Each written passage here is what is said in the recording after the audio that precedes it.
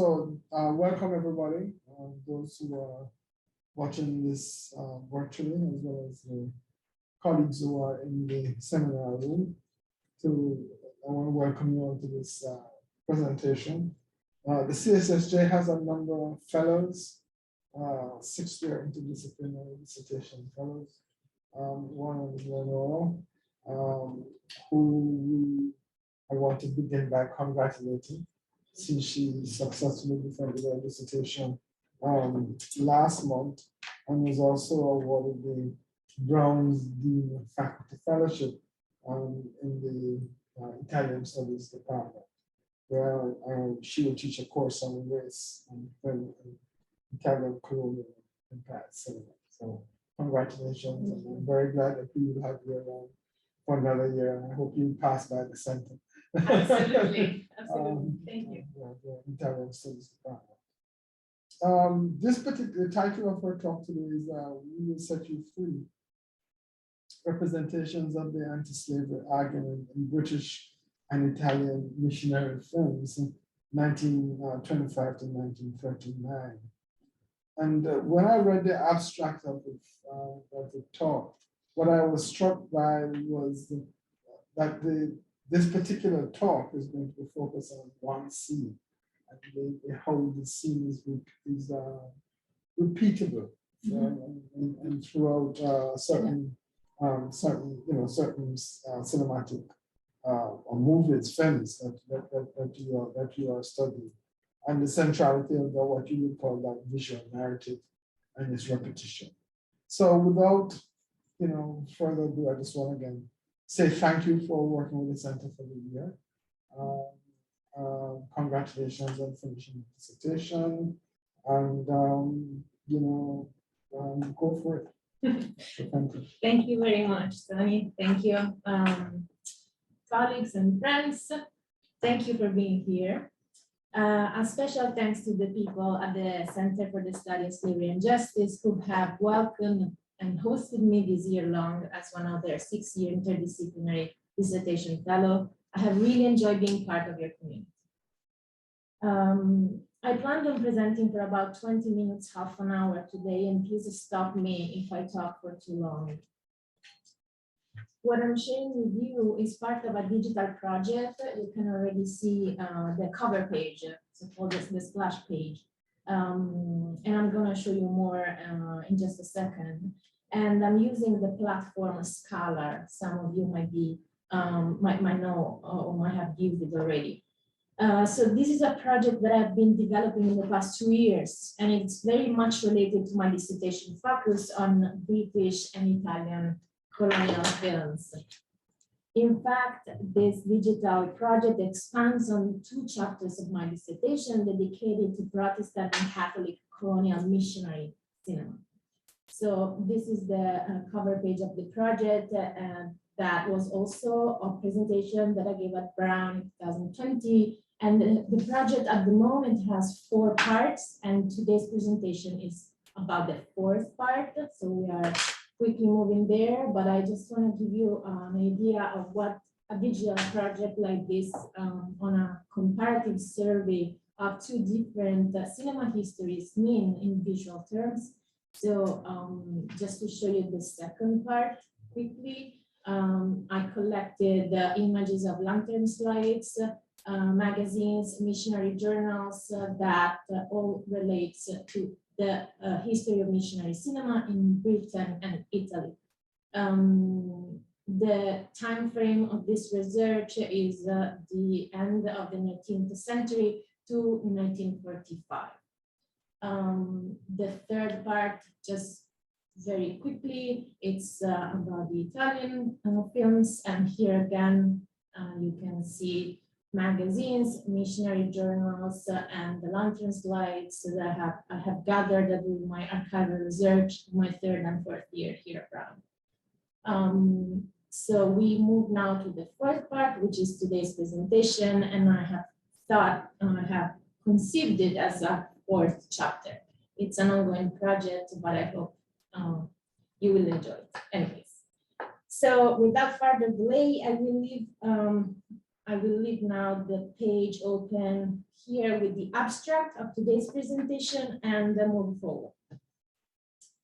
The last decade has witnessed the rise of crucial scholarly debates about cinematic representation of enslaved people from different African countries. Scholars have approached this topic in a number of ways. Some have taken up the challenge to produce films, mostly documentaries and ethnographic, to record the life experiences of enslaved people and people whose ancestors were enslaved. One example is the slave trade film project developed here at the Center for the Study of Slavery and Justice at Brown, which is a research and workshop project that aims to support the development of a multi-part documentary series on the Atlantic slave trade. I do not think this brief description does justice to this great project, and as Professor Brooks is here with us, maybe later, Professor, you will share more about this fantastic project with us. Another example of this kind of projects was developed at the Fluminense Federal University in Rio de Janeiro by historians Hebe Matos and Marta Abreu. Their project titled Present Pasts was released in 2012, and it is a series of 4 documentary films about the memory of slavery among the descendants of the last generation of African enslaved workers in Brazil. I am a cultural historian focusing on Italian colonial and empire cinema, and I have looked closely at how Italian studies scholars approach the topic of representations of slavery through cinema. I found that they have produced more historic surveys than audiovisual archives, and that the monographs published in the past 10 years have prioritized how enslaved people were portrayed in feature films. The character of the enslaved man Machiste, a fictionalized rendering of a man from an undefined African country, and all his transformations in multiple films released in Italy between 1914 and 1970 are arguably the most studied by Italian scholars. There have been at least 52 movies featuring Machiste, 27 of them being pre-1927 silent films. So I want to show you 1 minute from the very first film where Machiste appeared. The film is titled Cabiria. It was released in 1914 in Italy, so that you can gain a sense of how different this representation of an enslaved man is from the non-fiction films I will show you later. The film has only music, it's silent, and it has recently been restored, and English subtitles added. So this is the title card that introduces Machiste, his very first appearance on screen.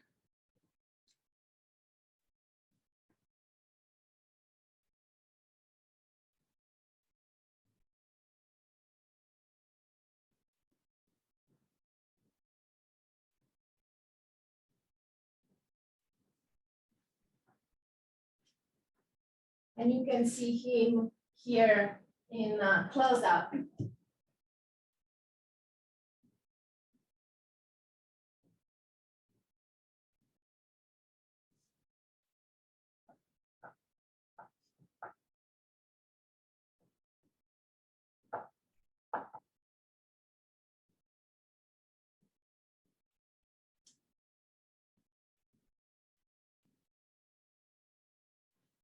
It's enough for now. I would love to show you more of this very important film, which is actually the first so-called epic Italian film. And please, you're welcome to the class I'll teach in the fall here at Brown, Race on Film, and you can come and know more about this.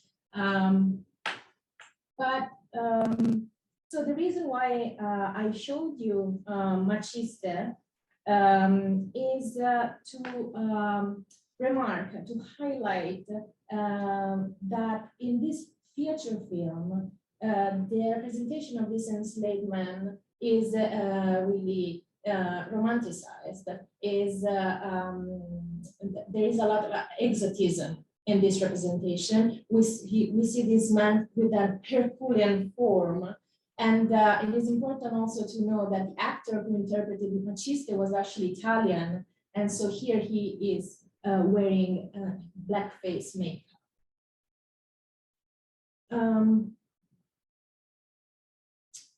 Among the works produced by Italian scholars, by Italian studies scholars, as I was saying, studies about cinematic representations of enslaved people in non-fiction films are rare, if not completely missing. As I said, they mostly focus on Maciste and all the 52 movies that have Maciste as a main character. So with my study, I'm taking up the challenge and look at the Italian films, one Italian film and one British film from a comparative view. And these are not feature films, these are non-fiction, so-called. The Italian one from 1939 is titled Abuna Messias. It's about the journey in Ethiopia undertaken in the late 19th century by the Capuchin father Guglielmo Massaia. It's a docudrama. The British one, Livingstone, released in 1925, it's on the life of missionary David Livingstone. It's a biopic. Both are hybrid forms that mix documentary, ethnographic shots, and fictional images and construct a sense of realism through different techniques.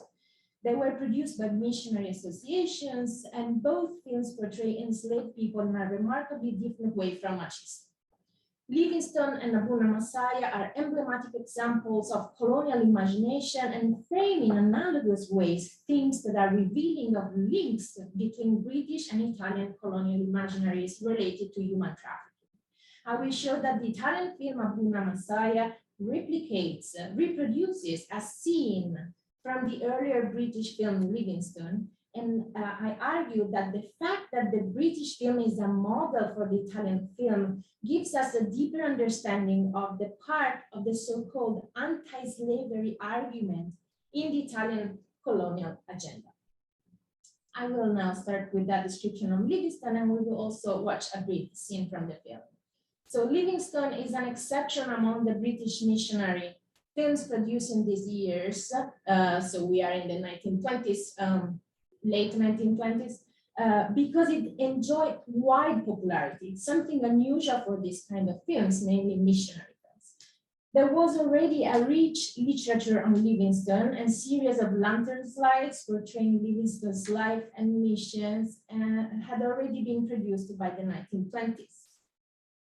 Livingstone is a 90-minute silent black and white biopic on the life of David Livingstone, member of the London Missionary Society, a British-Scottish missionary society founded by the evangelical Anglicans.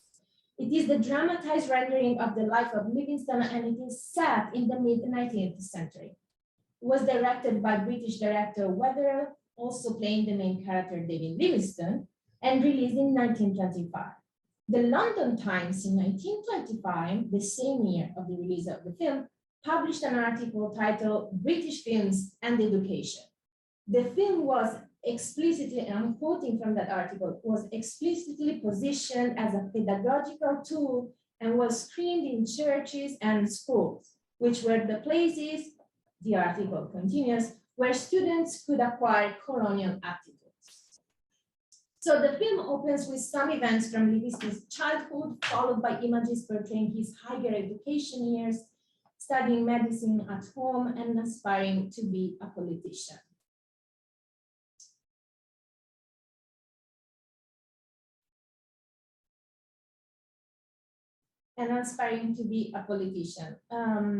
During this phase of his life, the film shows that Livingstone, the young Livingstone, followed Dr. Robert Moffat's lecture on Africa's resources and people.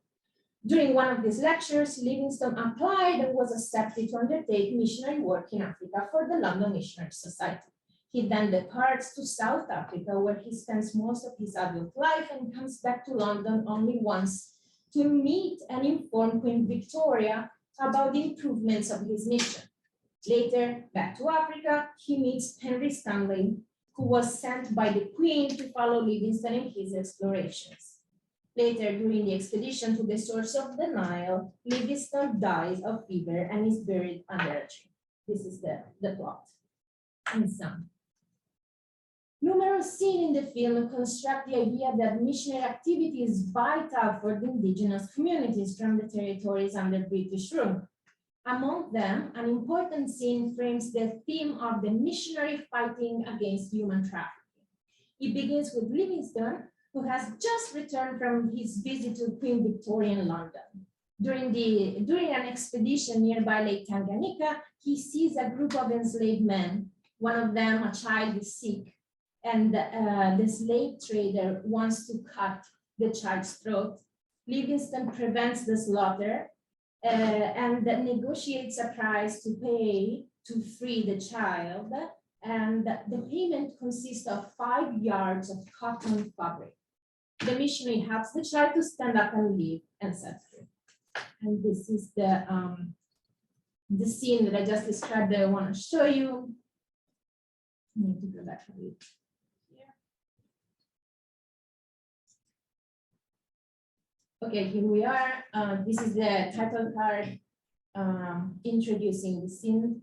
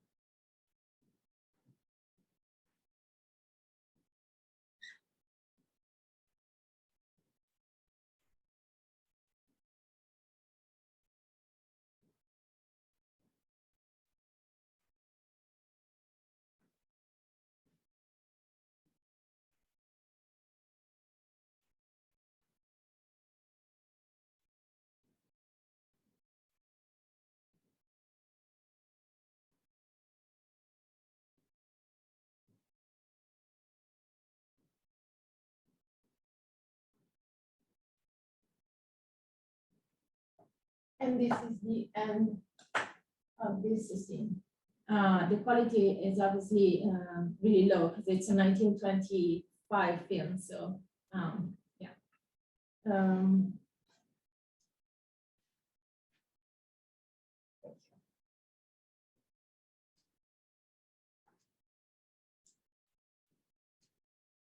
Thank you. Okay, so what was striking to me was discovering that the scene you've just seen is almost entirely reproduced in the 1939, so the later Italian Catholic film Abuna Messias. This Italian film is a docudrama, as I already said. It's a 1 hour and 30 minutes long, and it was produced and released by a Catholic missionary association called San Paolo Society. The director was Goffredo Alessandrini, who was one of the most important cinema directors under Italian fascism, and released several films both during the regime and after its fall. For the making of this film, Abuna Messias, Alessandrini was hired by this Catholic association and not by the Italian fascist government, which was also a very new and meaningful choice. The plot unfolds at the end of the 19th century, so it is contemporary to the time when Livingstone was set. Cardinal Guglielmo Massaia, Abuna Messias is the name of Massaia, has already spent several years in Ethiopia to put an end to slavery, bring education, and convert people to the Catholic Church. He is known among Ethiopians as Abuna Messias, and he's friend with King Menelik. The support of the king is fundamental to spread his word and accomplish his mission. However, the head of the Coptic Church, Abuna Athanasio, does whatever he can to break this friendship between the Catholic Messiah and King Menelik. To end this conflict, Cardinal Messiah decides to leave Africa. However, he has ordained a young Ethiopian priest who will continue his mission of proselytism. The film was released in 1939. It's set as Livingstone in the second half of the 19th century. It is very important for the construction of Italian colonial imagination. And I will now show you the scene I'm referring to that I believe reproduces almost identically what you have just seen in Livingstone.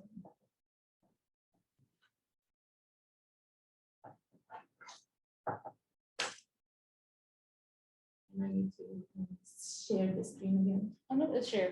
Okay, that's it. Thank you.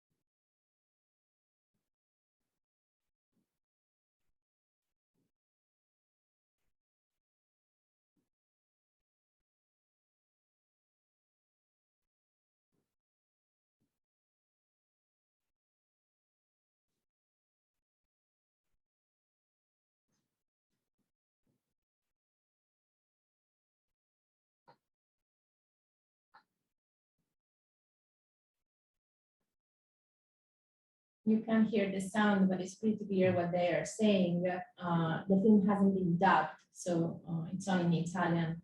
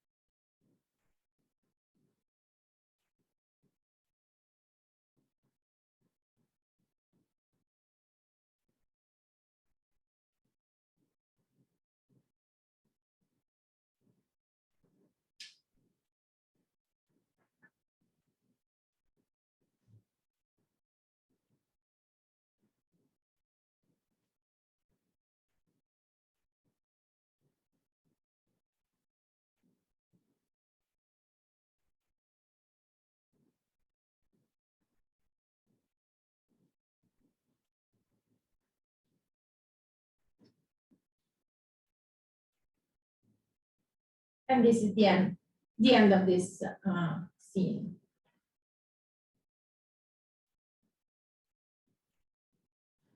So in both films, then a group of enslaved men suddenly appears on the screen and approaches the missionaries. One of them is sick, falls to the ground. The missionary reaches him and helps him. At this point, there is a scene portraying the negotiations between the missionary and the slave trader. And then the enslaved man is set free and the missionary helps him to stand up and they walk away. This sequence had a crucial part in the Abuna Messias, and it was also used on the flyers advertising the film screenings.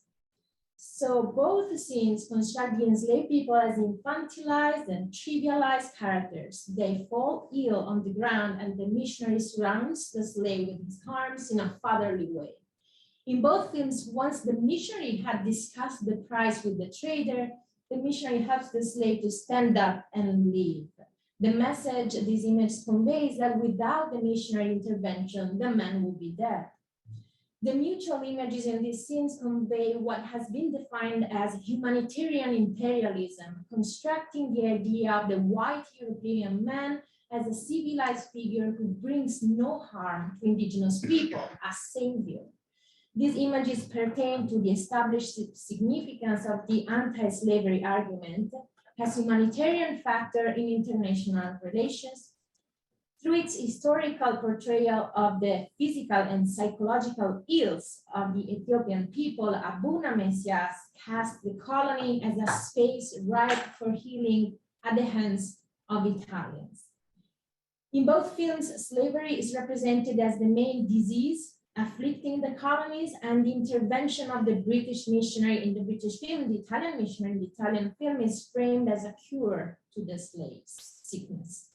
Undoubtedly, the two scenes here under study draw a link between the ideas of sickness and slavery, and both visual narratives offer a solution to the treating of this illness, British or Italian involvement.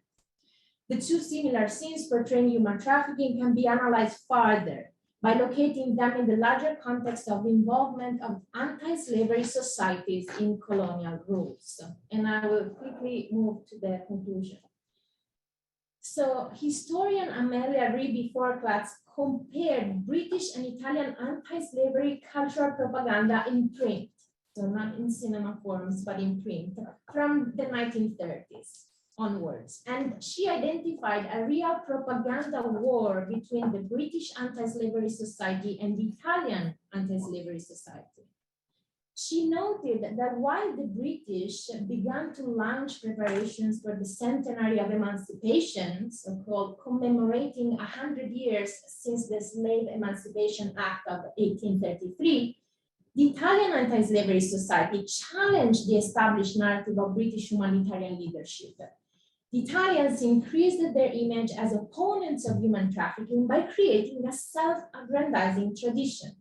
It is within this context that the print propaganda by the Italian Anti-Slavery Society advertised Guglielmo Massaia, this Capuchin missionary, and his missions in Ethiopia as driven by the same ideals guiding the British explorer David Livingstone. This propaganda in print advertised the two missionaries as sharing the struggle against domestic slavery in African colonial territories.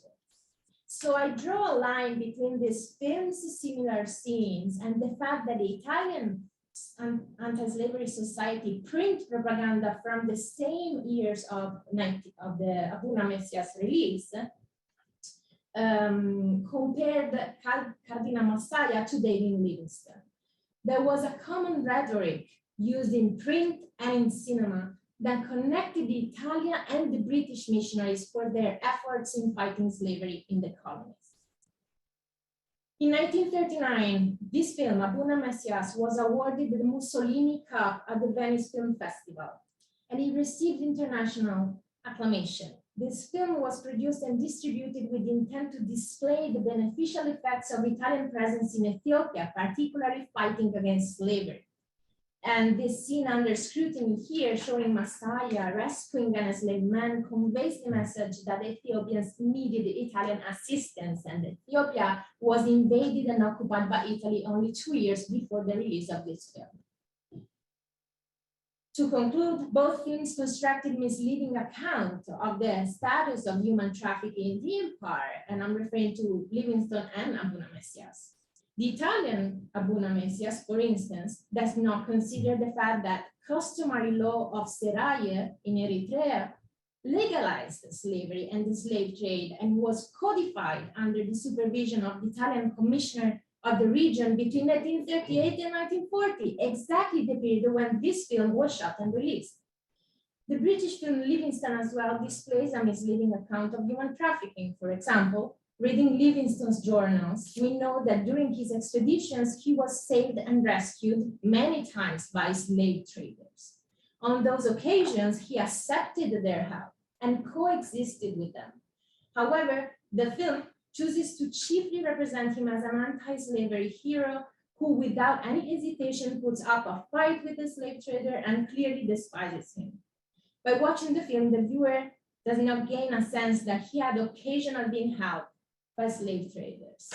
And I will finish here and leave the stage for some questions. Thank you.